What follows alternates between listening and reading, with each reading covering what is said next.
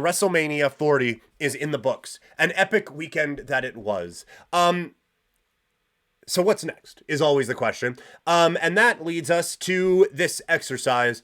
I'm booking ahead to WrestleMania 41. Not booking the whole process up there. That would take forever. But I am going to look at what I think WrestleMania 41 could look like. We don't even know where it's going to be. Probably Vegas. But this is what I would do right now. Now, all of this could change given the draft, although they can get creative with that going forward. So night one, the Usos reunited, take on the New Day for the tag team championships on whatever brand they are on. I think that the Usos, that they have done all right apart, but I wonder if you could get like a big reunion and get one more big match out of them against the New Day for the tag team titles. So that's something that I would consider there. I would go Tiffany Stratton against Trish Stratus. There are obvious comparisons given obvious reasons, and I think that this would be one that you could really elevate Tiffany Stratton off of. I don't know if in a year's time she is going to be full on women's world champion ready, but I do think that she is going to be ready for a prominent spot on this show, and I think that this would be a real good spot for her to take advantage. I have the WWE Women's Championship on the line in a fatal four-way with Bayley, still champion, defending against Liv Morgan, Nia Jax, and Jade Cargill. Obviously, two in this match, not necessarily known for the high work rate, but I think you could have a bit of a wild match with all four of them. The goal would be getting Jade on this stage and, again, trying to elevate her and advance her career and build up the star that I feel like they have in the women's division. I would go Logan Paul against John Cena. I don't think Logan Paul needs the U.S. Championship. I think this would be a big marquee match, and I think you would get a lot of creativity out of this one as well, and I think you'd get a pretty good Cena match, and he's talked about wanting another run.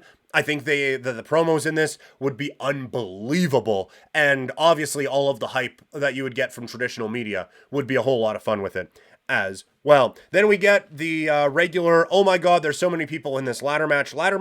For the U.S. title, I would have Andrade, AJ Styles, Kevin Owens, Chad Gable, Finn Balor, and Ilya Dragunov, all in a wild and wacky ladder match.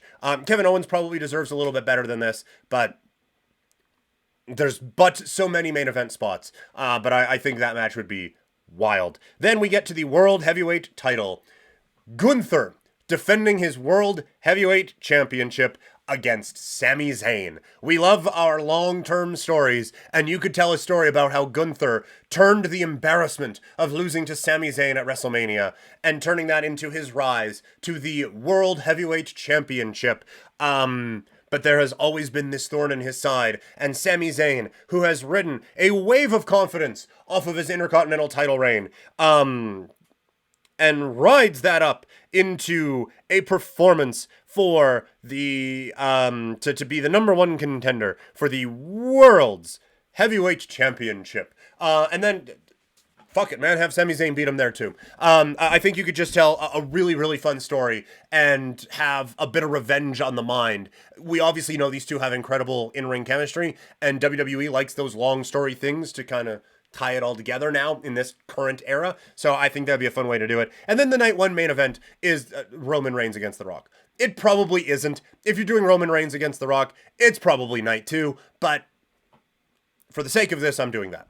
Night two starts with Rey Mysterio Jr. against Dominic Mysterio, and I know some people might roll their eyes because we've had that basically at 2 WrestleManias in a row. This, the last one, a hair versus mask match.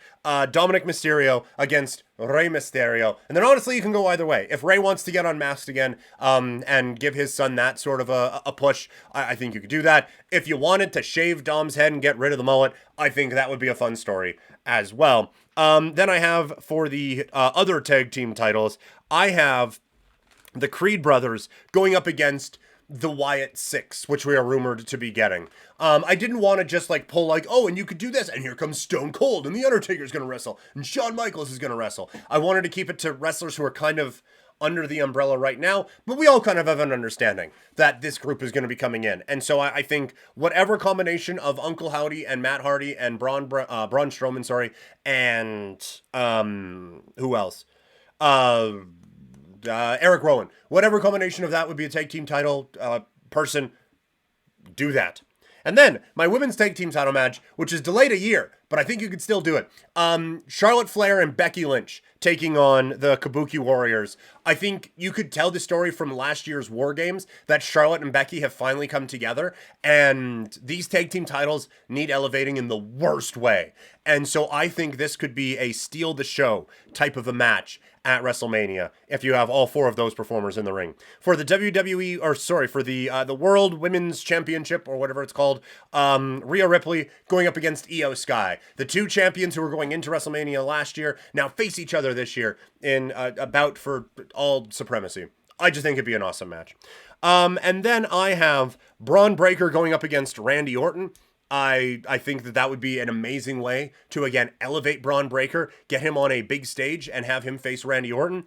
For the Intercontinental Championship, Santos Escobar defending against LA Knight. I don't think Knight is going to be like 100% world title ready at this point, but I do think that the build for him to be a legitimate megastar, is obviously in the works. And I think having him in a co-main spot at WrestleMania would be pretty big. And in the main event, Cody Rhodes, you thought he was done with the bloodline, Cody Rhodes against Solo Sikoa. I would make Solo one of my projects this year for WWE and build him up into a main eventer. He has the look. They have given him this style and this character that I think really goes along with it. And now that he is taking over kind of leadership of the bloodline a little bit, I think that there could be an elevation of him. I would have him win the Rumble, and I would have him face Cody at WrestleMania.